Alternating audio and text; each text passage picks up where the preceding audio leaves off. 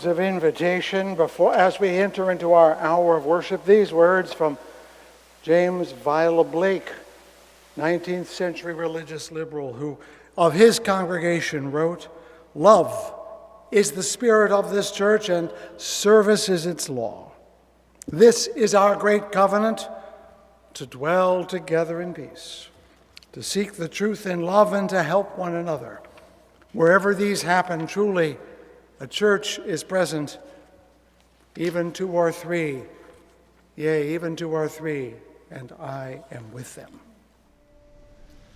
This is the day the Lord hath made. This is the day the Lord hath made. Let us rejoice in it and be glad. Be glad.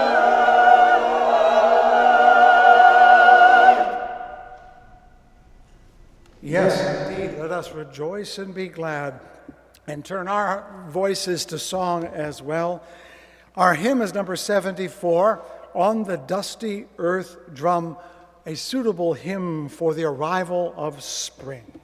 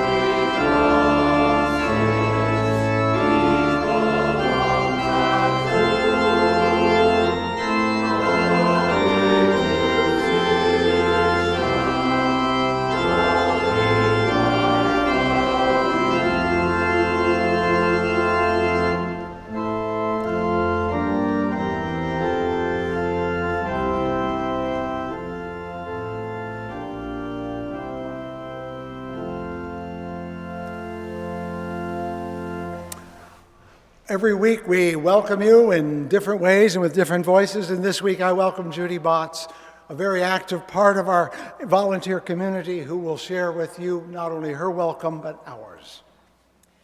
Good morning. It's good to see you all here. Just a few things about myself.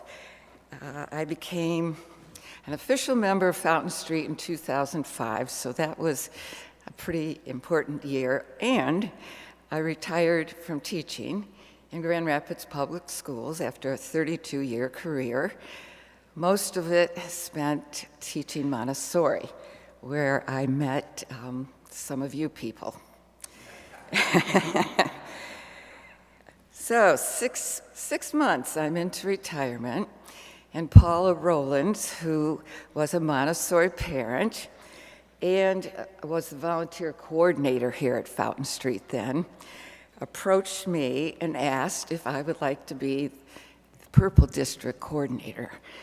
I just kind of looked at her and thought, okay, what does that mean?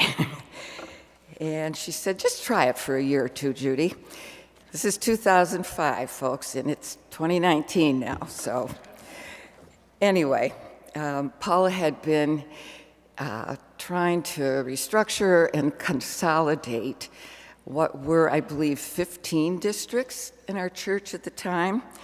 And she did this based upon zip codes for the most part, because our congregants come from all over. It's not like we're concentrated in one part of the city. So I said, sure. And I became one of the 6 district leaders. And within each of our districts at that time, we had 3 people helping out. One person took care of the care needs, if you needed a lift to the doctors, if you needed help getting to church or getting home.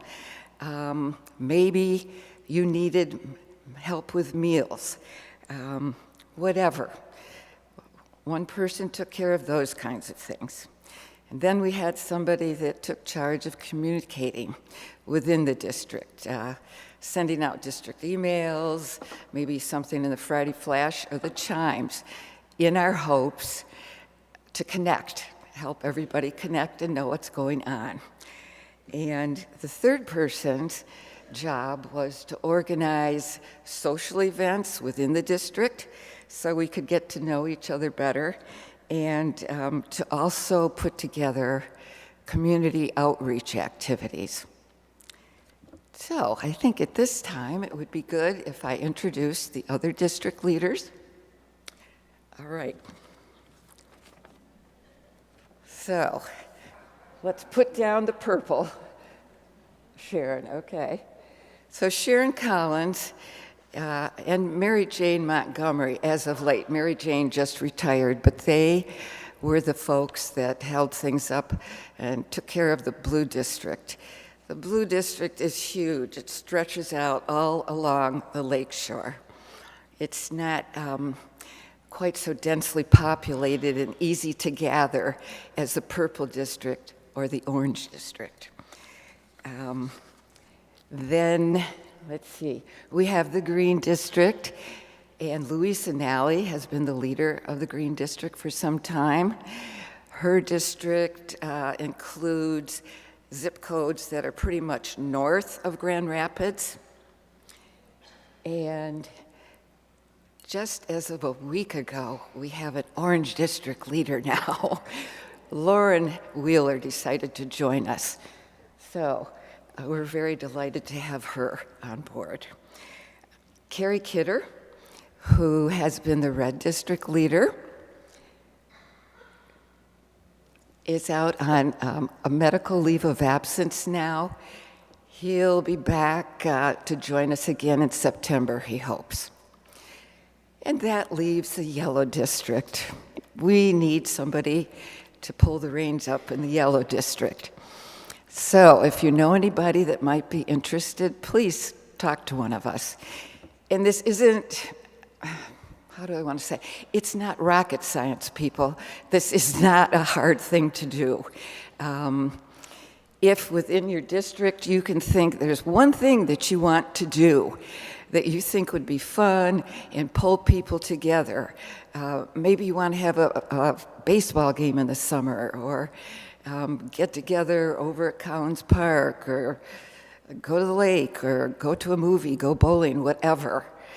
Just approach us, make the suggestion, and we can help you to get that kind of thing organized. Our church, our districts are as strong as our connections within the district are. Okay, I guess in closing, what I would like to say is welcome to all of you to Fountain Street Church, be you here for a day or for a lifetime. It's a house of worship for all people, where you can come to free your mind, grow your soul, and help change the world. Welcome. Amen.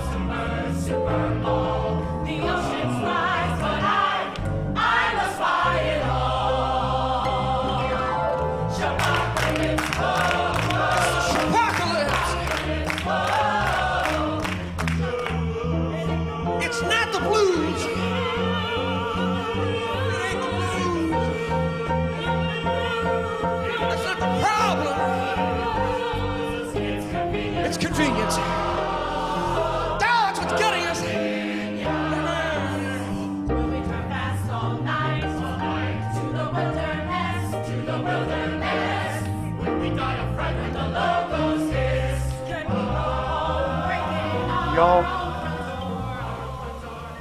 make sure I'm working. Y'all know Reverend Billy?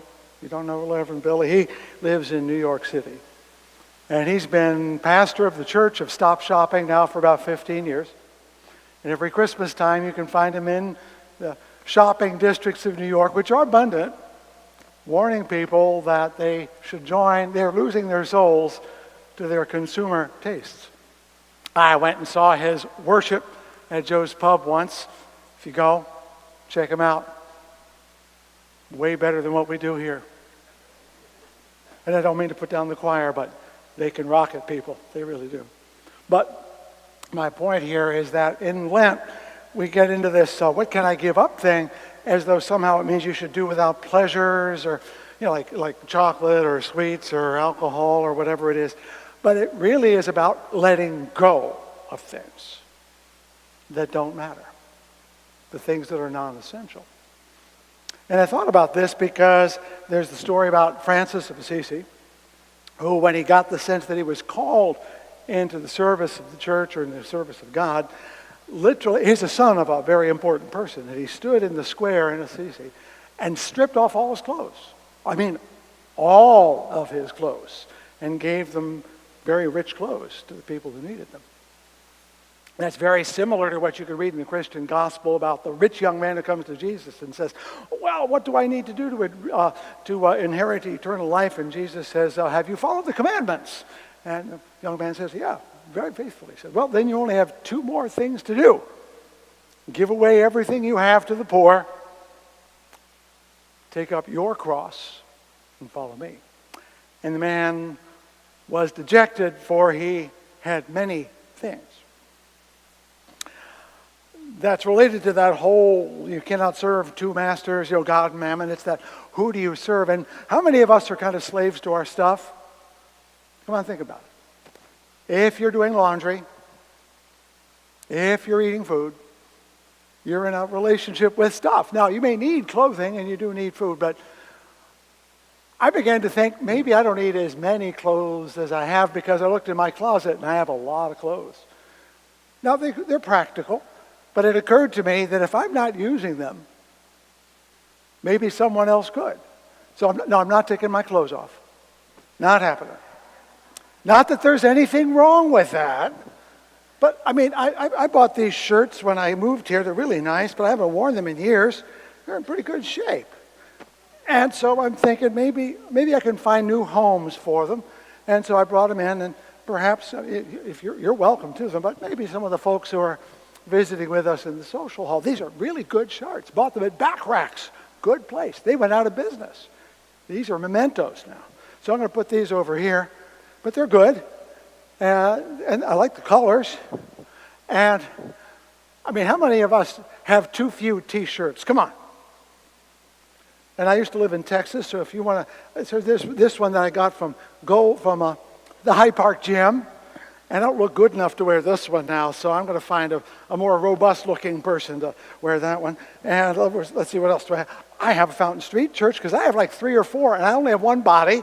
So if you want that one, that's there for you. I have Frederick Douglass here, and he's looking good.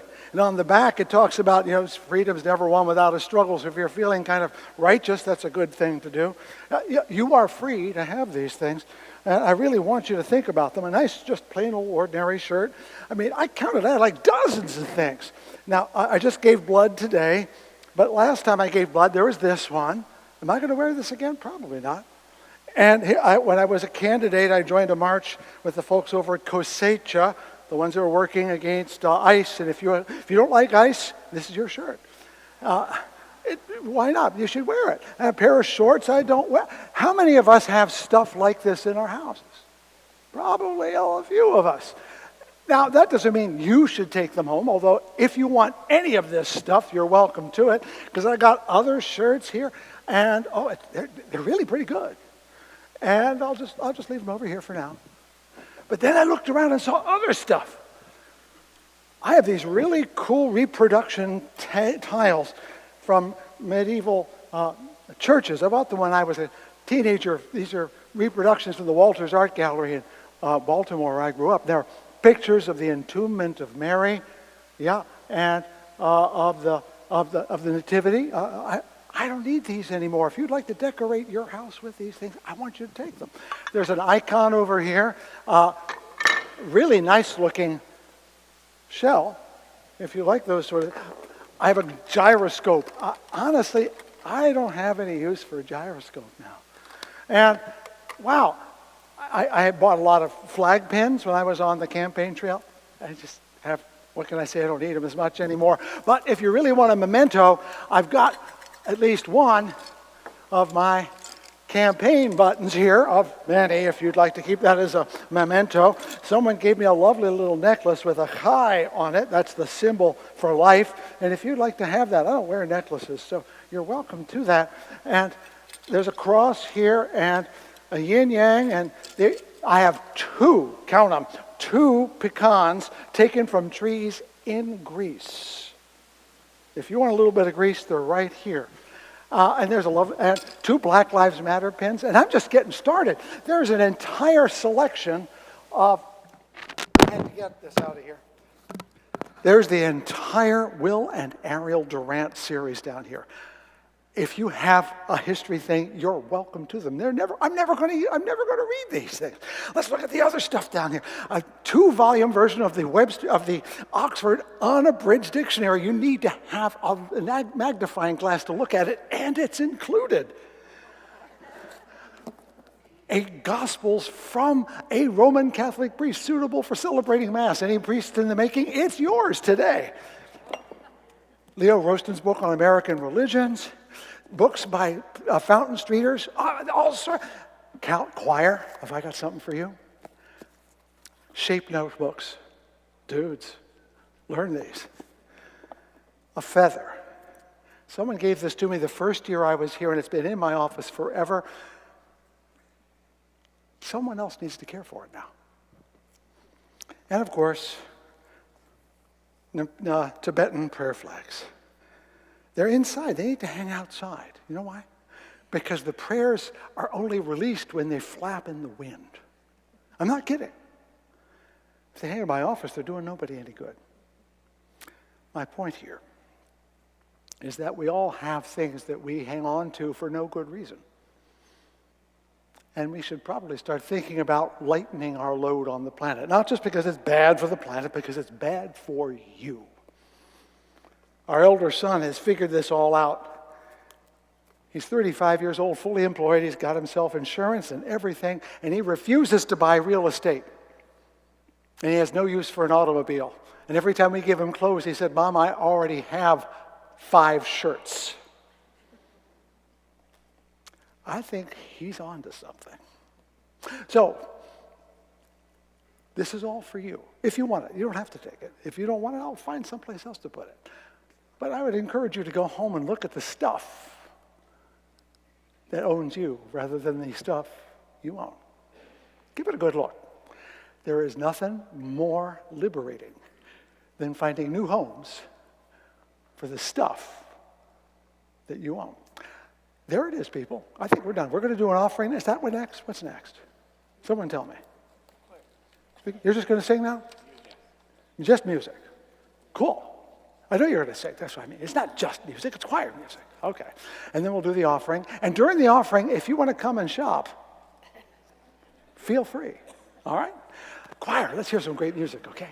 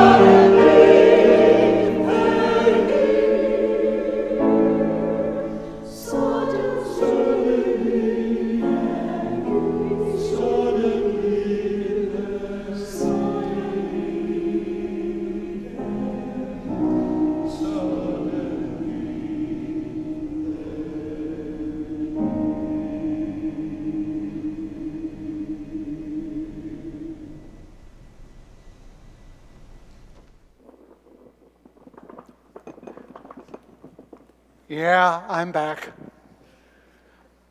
Because I'm serious. You give an offering every week.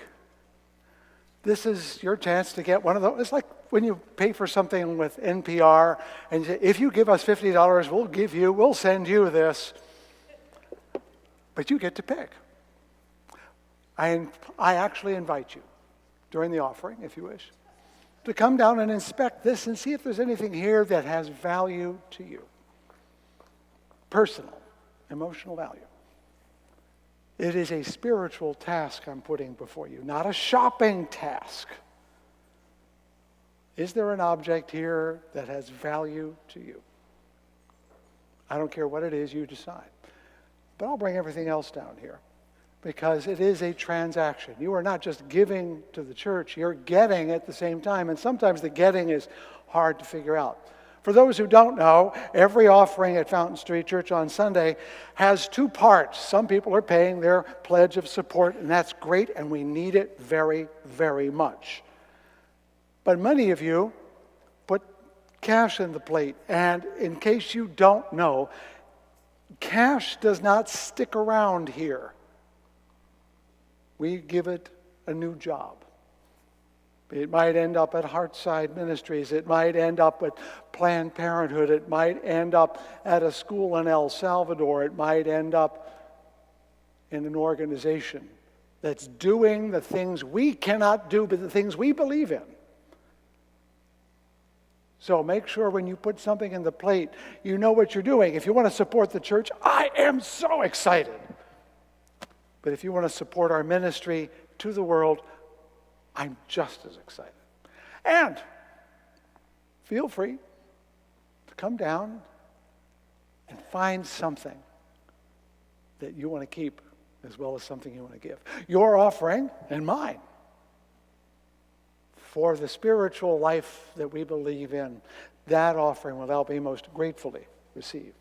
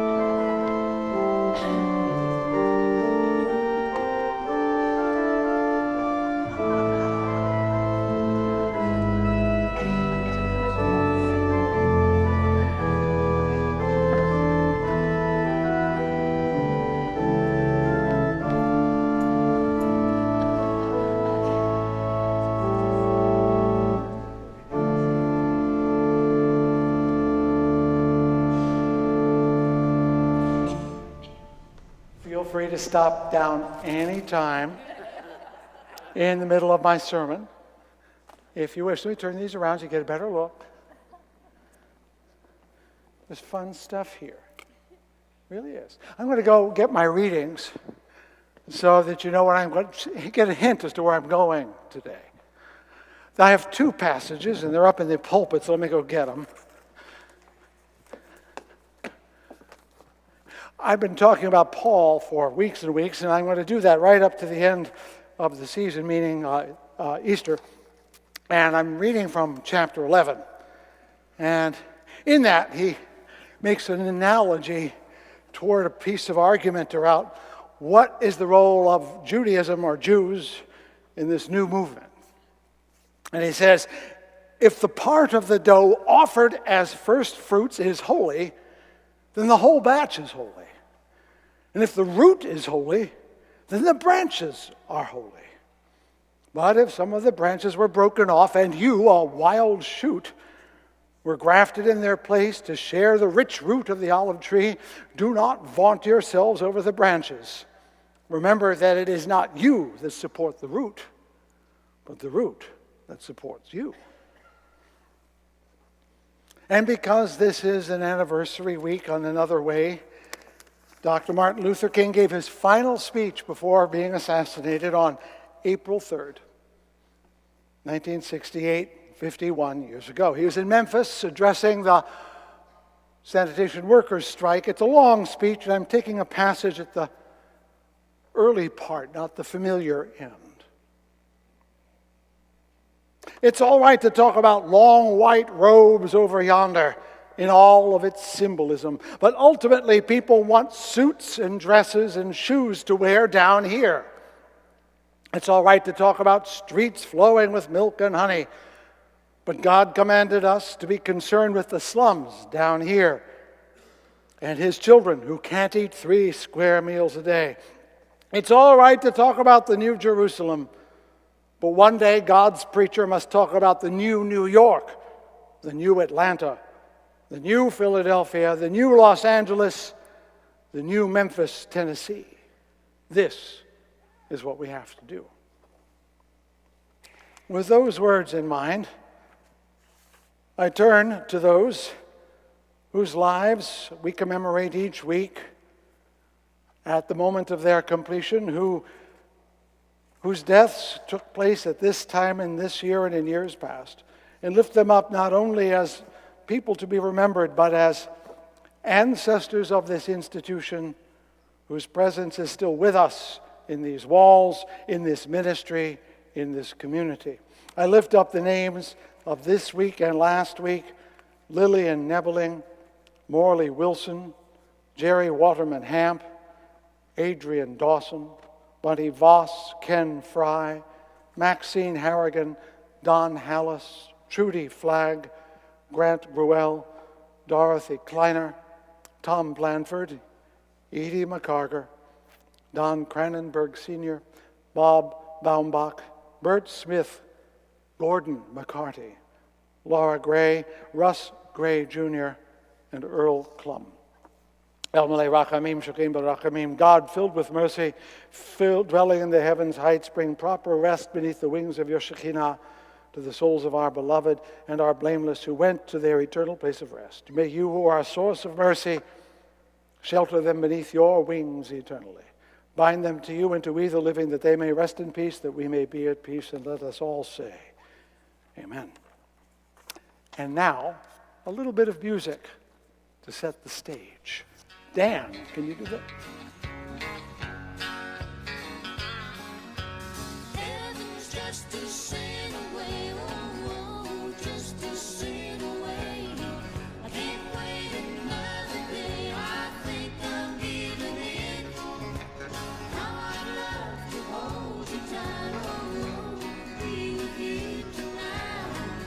But that still won't make it right, 'cause I belong to him. That's the Campbells, father-daughter couple in 1977. That was the #1 country and western hit, Heaven's Just a Sin Away. And it's a wonderful play on words, and I'll come back to that, you can be sure. But let me back up and get a running start. Has your head ever been so full that you had to stop thinking for a while? There's just so much stuff going on. Well, that's what happens to me most every week as I'm trying to get the sermon to happen. I have an idea, then another one happens, and another, and it becomes a crowd demanding my attention, a thicket through which I cannot find myself. And now and then it gets so confusing that I have to stop and do something else, which is why I do it at home, because there's always laundry or dishes, something with my body I can do. And I'm thanking goodness for spring actually showing up this year, because now I can go outside and I can rake up the dead leaves, which are in abundance. Something about the repeated motion of the rake, the reality of dirt and leaves, the simplicity of that act helps to settle the dust in my head and make the ideas that I don't need to share fall to the earth. It's my own fault, of course, because I chose to read Paul all year and preach about him in this skeptical and liberal church, and I could honestly give up any Sunday and say, I'm done, I just don't want to do this anymore. There's no rule commanding me to do this at all. And the next chapters in Romans, chapters 9 through 11, are some of the most difficult linguistically, theologically, and morally I have encountered. They're about the hardest there are. The easiest thing for me to say is, look at those chapters, and you'll discover that Paul is wrong, and be done. That's the end of the sermon. Are you okay with that? I don't think so. But neither would I, because that would be quitting. I don't know about you, but I don't like giving up a task just because it gets difficult. When I was a boy, I was notorious for avoiding risk and challenge and failure. Fear of failure was powerful.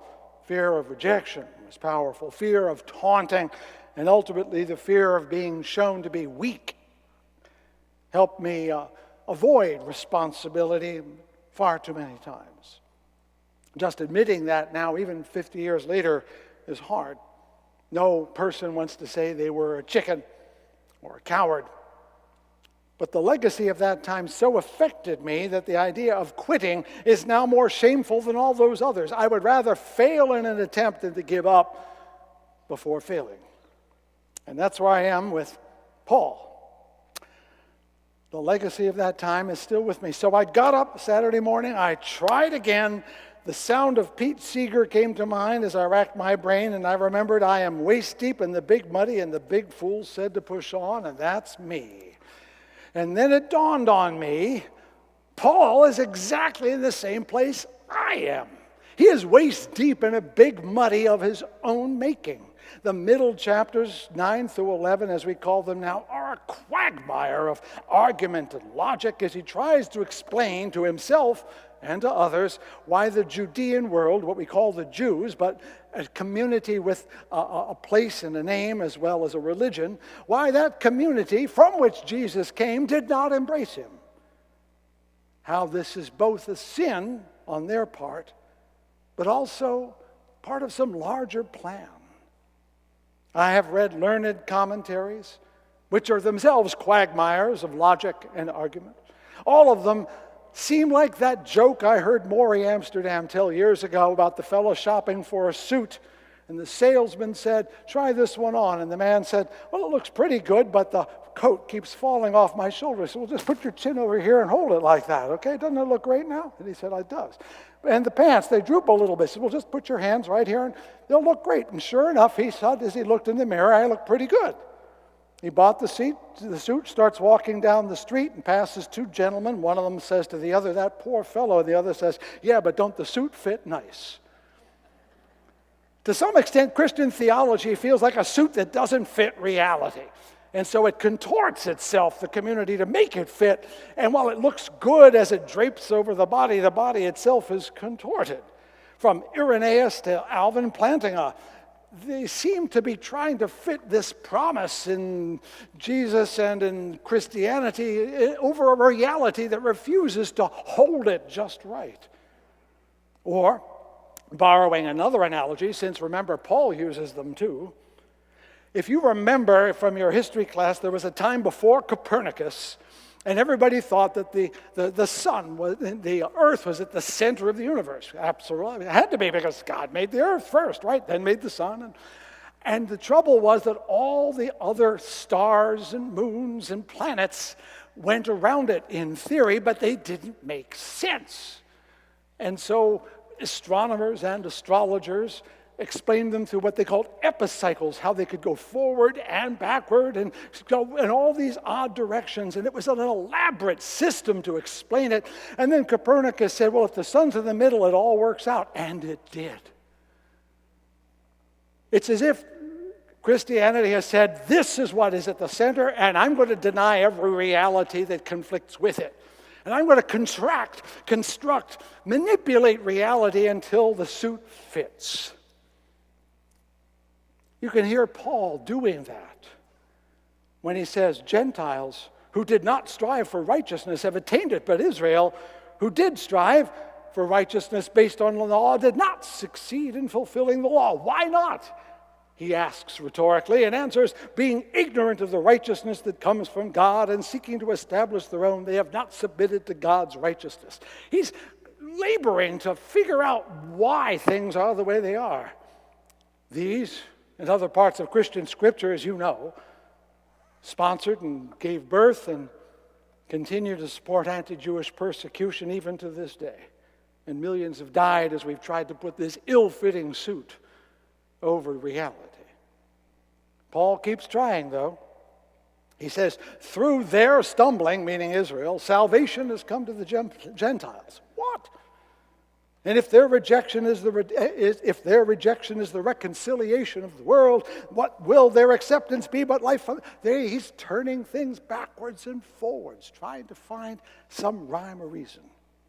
That's when he goes to those two analogies I mentioned earlier. If the part of the dough offered as first fruits is holy, then the whole batch is holy.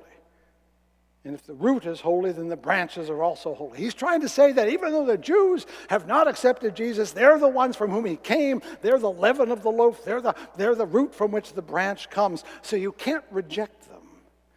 That's the funny part, because we get all this anti-Jewish stuff, but no one reads but it's okay with God that it's like that. We're selective readers as well as selective believers. Paul, at least to me, is engaged in an agonizing effort to reconcile his Jewishness with his Christianity, his community with the Gentiles to whom he is connected. And that's where those analogies come in. Now, one of the things that we overlook now is that when he refers to the dough, he's referring to a Jewish ritual. Every time you bake bread in a Jewish household, you take a piece of the dough and you hurl it to the back of the oven. Why? Because it was supposed to be offered to the priests, and the priests no longer exist. So you must sacrifice a part of it. I have a box of matzah at home. It's a great cracker, by the way. And on the side of it, it says, matzah is taken. So it's kosher because a piece of the dough was literally incinerated in the same oven. That was clear to Paul, but it's lost to most people now. But the point was that there was a sacrifice, the Jews, that have consecrated the Gentiles. But we don't know that now because that's been lost. And likewise with the olive tree, we don't graft trees anymore, so we have no knowledge of what he's talking about. But he's trying to say, and he says very distinctly, do not become proud of yourselves, Gentiles, but stand in awe, meaning, remember, you were not the original and you depend upon them. And now I come to the song. Having done my biblical duty to teach you stuff you don't know, to prove I'm an expert, I'm going to move on. Heaven's just a sin away. It's a play on words. You heard that already. Country and Western music loves titles like that. My absolute favorite country and Western song, if only for the title, is I'd rather have a bottle in front of me than have a frontal lobotomy. It does exist. I have heard the song. So if you think that these are down-market, illiterate songs, they are not. They're often based on very artful plays on words. And if you've been here on Sunday for the last few weeks, you've heard a few of them. The lyrics are very standard about some poor woman who is feeling tempted by somebody else. It's the title that got my attention because he's almost saying that, heaven's justice sin away, meaning that the sins, so to speak, of the nation of Israel is what helped the Gentiles get into Jesus and Christianity. He's literally making that argument. The sin of Israel's rejection is the doorway through which the Gentiles entered. God had a plan, and it's bigger than you and me.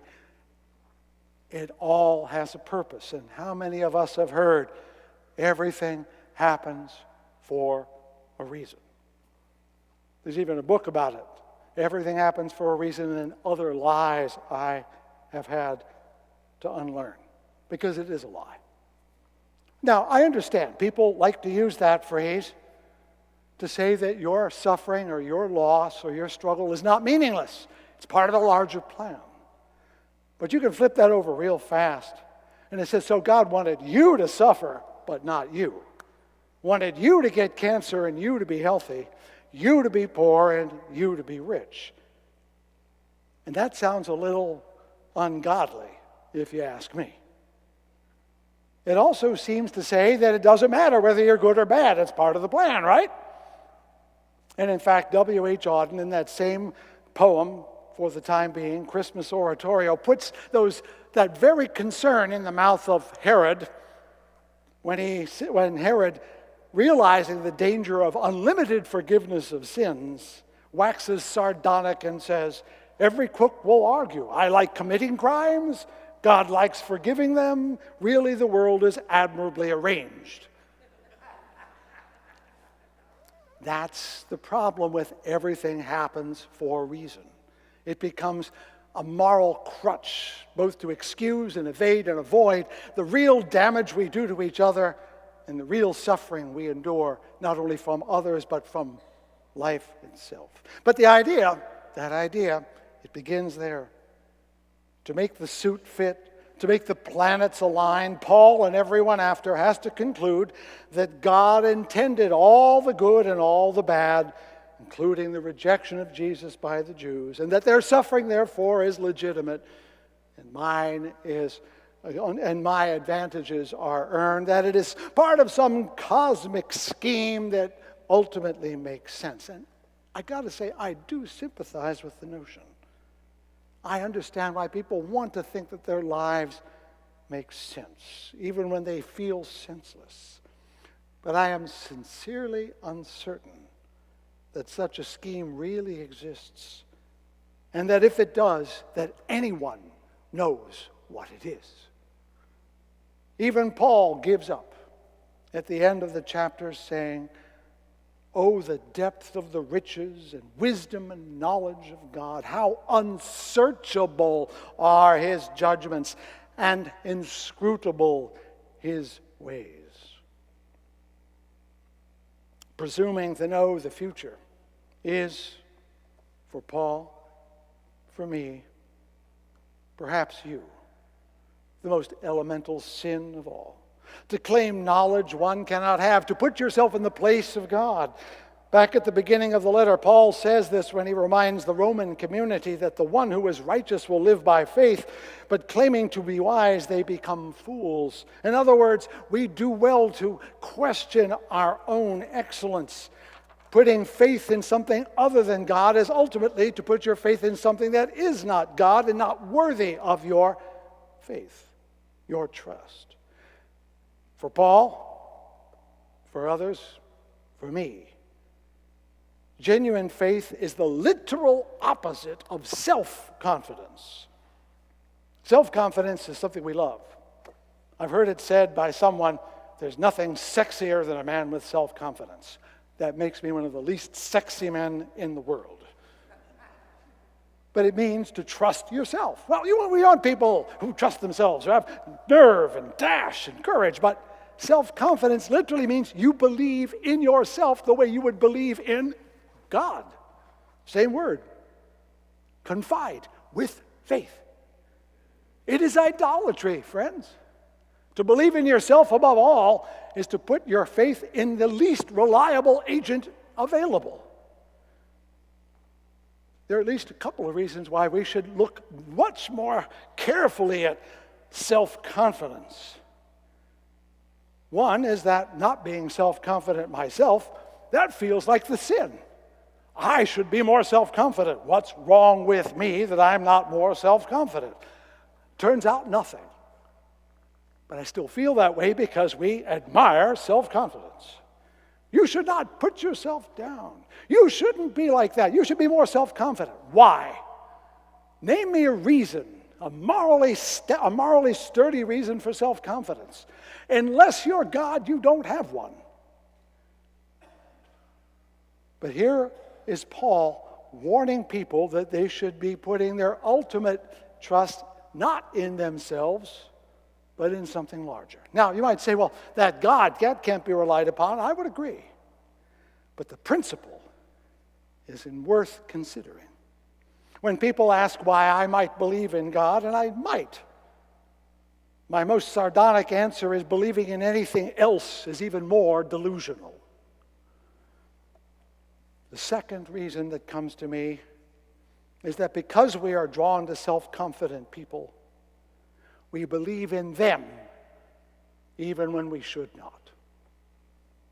And the costs of following the self-confident who have no cause to feel confident means to put ourselves in danger. And that's where Pete Seeger comes in. And Danny, we're going to listen to a song.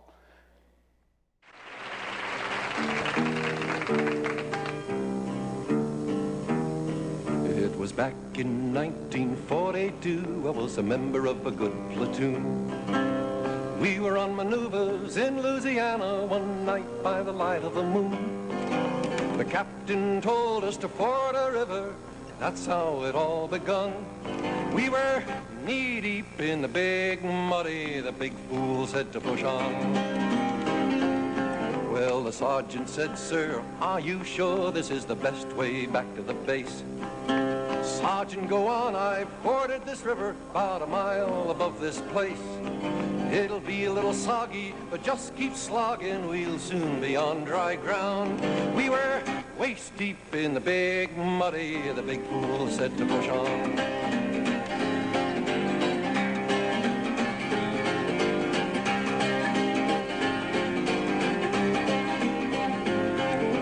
Sergeant said, sir, with all this equipment, no man will be able to swim. Sergeant, don't be nervous, Nellie, the captain said to him. All we need is a little determination, men, follow me, I'll lead on. We were neck deep in the big muddy, the big fool said to push on. All at once the moon clouded over, we heard a gurgling cry. A few seconds later, the captain's helmet was all that floated by. The sergeant said, turn around, men, I'm in charge from now on. And we just made it out of the big muddy with the captain dead and gone. We stripped and dived and found his body stuck in the old quicksand. I guess he didn't know that the water was deeper than the place he'd once before been. Another stream had joined the big muddy about a half mile from where he'd gone. We were lucky to escape from the big muddy when the big fool said to push on.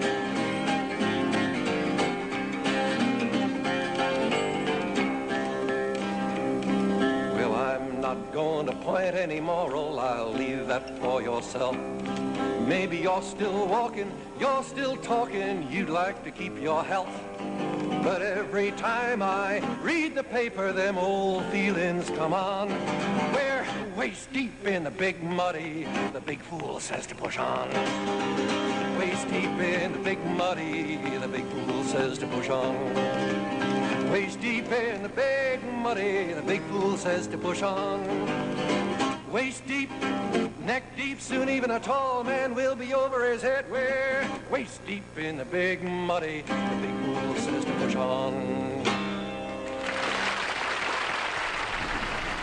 It says in the gospel when Jesus pronounces a parable and they are mystified, he says, let those with eyes see and let those with ears hear. Every time I read the paper, I think we're waist deep in the big muddy. I'll let that go. This is not a political sermon. And remember, Brutus is an honorable man. In that last speech given on April 4th, 1968, Dr. King began it with this thought experiment. If I were standing at the beginning of time and the Almighty said to me, Martin Luther King, what age would you like to live in? He then goes on to mention Egypt and Rome, the Renaissance and the Reformation, but concludes saying, if you allow me to live just a few years in the second half of the 20th century, I will be happy. Now, that's a strange statement to make, he continues, because the world is all messed up. The nation is sick. Let those with eyes hear and those with ears see. Trouble is in the land, confusion all around. That's a strange statement. But I know somehow that only when it is dark enough can you see the stars. Dr. King knew the genuine sinfulness of the world. He experienced it in his own person, again and again. It was this deep awareness of sin, the reality of darkness, that revealed to him the stars by which he steered his course. Those with faith in the princes of the land put their faith in what they think is a sun, but is in fact a dark night. It was not his faith in human nature that kept him going, but his faith in the justice that is larger than human nature. We remember what he said at the end, I just want to do God's will.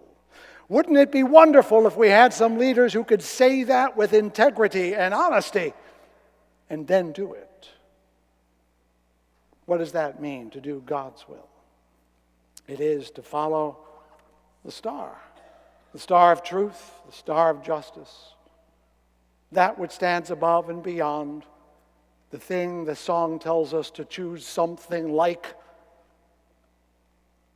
A dear colleague, now deceased, wrote a Christmas story I've remembered forever about a parent and a young child preparing for the holiday. They were decorating the tree, I believe, and the parent was hurrying to get things done and had fallen to muttering and complaining about how hard it was to get the star on top of the tree. And the child, a young child with not very good grammar, filled with the righteousness only children can muster, said to the parent, upbraiding it, "You be glad at that star."